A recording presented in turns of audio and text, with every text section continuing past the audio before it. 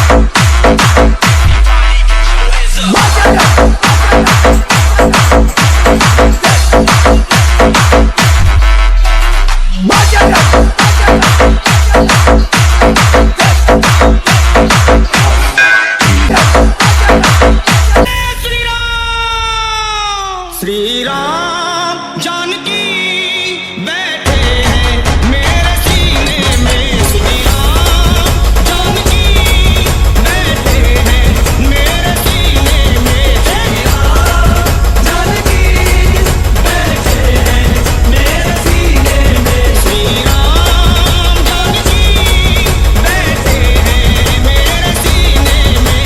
देख लो मेरे दिल के मदीने में, देख लो मेरे दिल के मदीने में। श्री राम जानकी बैठे हैं मेरे सीने में। श्री राम जानकी बैठे हैं मेरे सीने में। मेरे खाले उनका भोला में जबाले, उनका भोला में ही खाले, उनका भोला में जबाले, उनके भोला में क्या सुतले बनाई तकिया, तकिया हमार जोगिया हो, हमार जोगिया।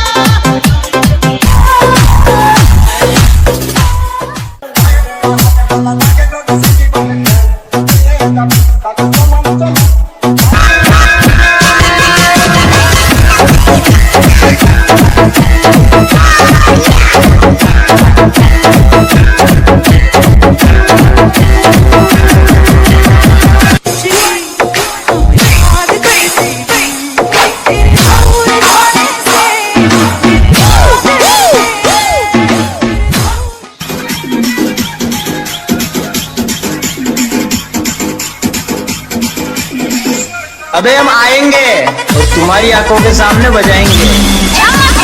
डीजे दिनेश